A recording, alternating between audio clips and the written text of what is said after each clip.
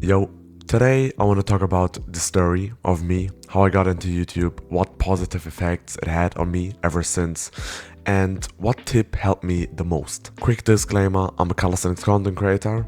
I do calisthenics content only. So what I'm about to say is mainly calisthenics related. So how it all started is basically in summer 2023. This wasn't the year I started with fitness. I started 2022, I think end of 2022, September, October, but the whole content creation stuff started in summer 2023. It was in China, and I've always had the passion for making videos, talking about different things. I always wanted to share my experience, my journey with others. Road to front lever. And I've also done many videos about my training. I always filmed myself doing push-ups, doing dips, etc. But this wasn't mainly for YouTube. This was just for me to check my form, to look back on the past. Because there was this one quote, I also said it in one of my first videos ever. Tristan Lee said, a famous bodybuilder, you just have to film everything, basically. Aber Tristan Lee hat gesagt, man sollte eigentlich alles filmen. Also die ganze Reise, sag ich mal so. Ich mach mal ein. And this was also one of the main reasons why I filmed myself every time I trained. I always wanted to start with content creation, with YouTube, but I didn't know how, or I was scared to start. And in summer 2023 in China, you don't have YouTube there isn't TikTok and stuff, you have to use other platforms. And there was this one Chinese calisthenics guy, he did day in life videos, so shorts showing his day, showing his training, etc. And it was always the same music, the same format. And these type of videos of him inspired me so much, like crazy. And the day I discovered him, I was like, these are the exact videos I want to post on my channel. If I'm going to start, then these are the videos I want to post. I also did some random videos, just me talking to the camera about some food, some training, etc. Junge, was geht ab? Willkommen zu einem neuen Vlog in China. Jetzt zeige ich euch kurz, was wir essen. It wasn't calisthenics related, nor YouTube related at all. I just had the passion, as I said. I always wanted to talk to the camera. I always wanted to do stuff like that. So after we've come back to Berlin, Germany, I started. I did those exact videos. Let's go. I think the music he used was one of the main reasons I started this whole YouTube channel. No, I'm just joking. Yeah, but it was nice. So I started. I filmed my days, I filmed my training, etc. But those were only shorts. My shorts were basically only fitness related. You see? Because I started also with gaming.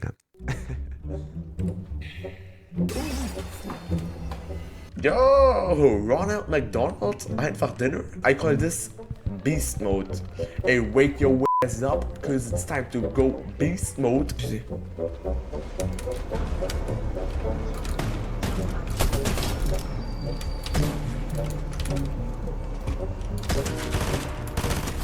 GG.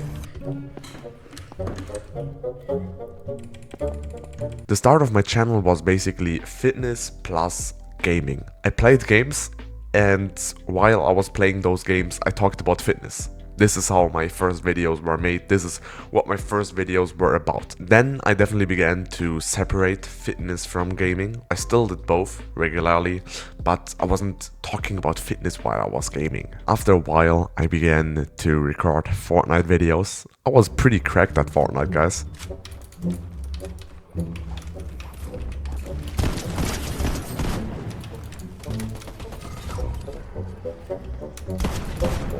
Oh my god! Oh my god! Oh my god! Oh my god! It was also very fun. Looking back at those videos, I would watch those videos, honestly. If I would still be a gamer, if I would still play Fortnite, I'll definitely watch those videos. I'll first of all like all his videos, subscribe to his channel, and comment, share everything. Sadly, around that time, I injured my shoulder. Pretty bad injury. I did many videos about it. Couldn't train for 6 months, calisthenics, and I stopped. My motivation for YouTube basically just sunk to the bottom. Once I recovered and started doing calisthenics again, my brother wanted to do a YouTube channel about calisthenics, so I joined him. We two did Cali Weight Bros, a YouTube channel.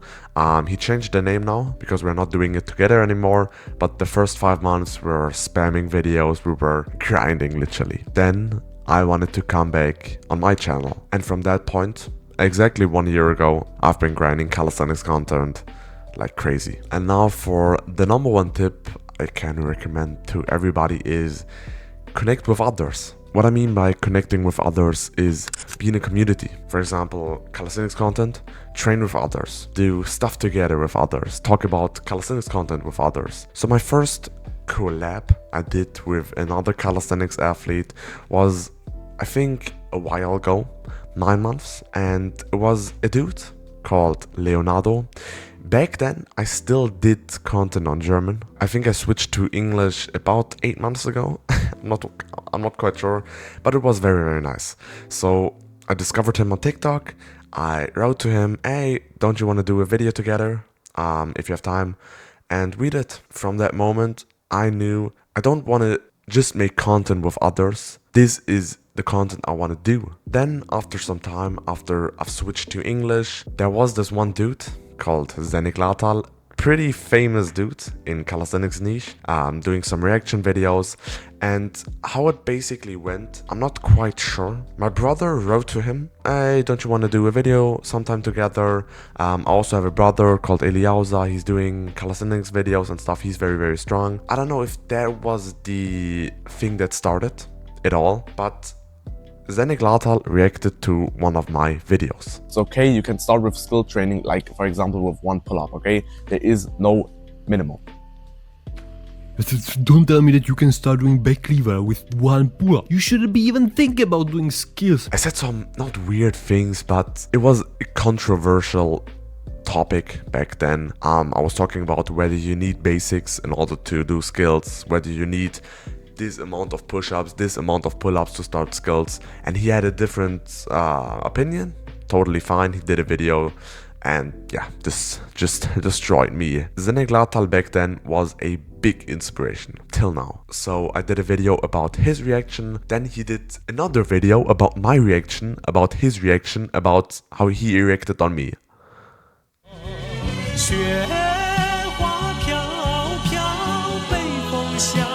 After some time and after no collabs with anybody in calisthenics niche, I began to live stream. Push, brother! Let's go! And then I noticed, Zdeněk is also doing live streams. The guy that reacted on me 5 months ago, right? He was showing his training, his leg day, his push-ups, his pull-ups. The thing is, he stopped with his main channel, Zdeněk Látal, 3 months ago. And then he does a live stream on his main channel? What? And I was like, yeah boy, I see his comeback. So I wrote to him, hey, you're doing live streams. I also do live streams. Why don't we do a live stream together? This was my third collab, and it was basically interview, podcast. And how I wanted to call it is Calisthenics Talks. It is a live podcast series on YouTube where I talk with other athletes. And the funny thing was, at that time, Super Clarkson was in calisthenics niche back then. Still now, he is one of the most famous calisthenics content creator. He does similar videos to Zdeněk Látal, so talking to the camera. And they two did a video together.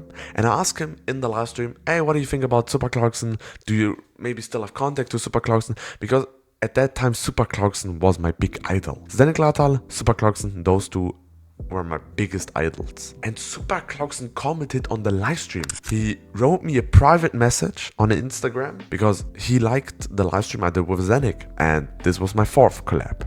Calisthenics Talk Series 2. Hello everyone! Super Clarkson and Elias doing a live stream. This was such a nice collab for so many reasons. The thing about Zdeněk Látal and Super Clarkson was that we were still in contact later. Me and Super Clarkson did many videos together afterwards, after the live stream. Then my third Calisthenics Talk, I was surprised. Nicky Leon. I would consider him, out of all the athletes that are currently active in calisthenics, only YouTube, he is the most famous. Chris Heria, of course, Chris Heria, but I mean calisthenics, right? So basically, I did a collab with the most famous calisthenics athlete. And the funny thing was, I don't know how he works. Maybe it's because he's American and he lived in France when we did the live stream, but he worked till 3 a.m. also. So we did the live stream midnight, basically. It was also very, very funny because I wasn't used to it at all, right? It was the first time I ever stayed up till midnight to do something, but it was worth it. It was 100% worth it. We talked about 1 hour and I enjoyed every single minute. I also did many videos and many shorts about it. Then I did my 4th ever collab with Andrew Hawk, such a nice guy. Welcome everybody to my 4th calisthenics talk. With me is the movie maker, the producer himself, Andrew Hawk. Hey, nice. It was super nice to talk with somebody about calisthenics, to make videos, to do a live stream together. He was such a nice guy, such a chill guy. The main thing about connect with others, be in a community, have contact with others. It is super helpful to know somebody that is maybe more experienced than you in calisthenics, in content. Super Clarkson showed me stuff on YouTube that I didn't even know. He taught me things, basically. You don't understand how many lessons I learned out of all the collabs I ever did. And it wasn't a lot. I didn't do many collabs, but the collabs I've done, the best thing that has ever happened to me. So I hope you enjoyed this video, guys. It is pretty calisthenics related, pretty calisthenics specific, I know, but I hope you still enjoyed it. Leave a comment and a like down below. Much appreciated. Subscribe to my channel and see you next time, guys, okay? You got this.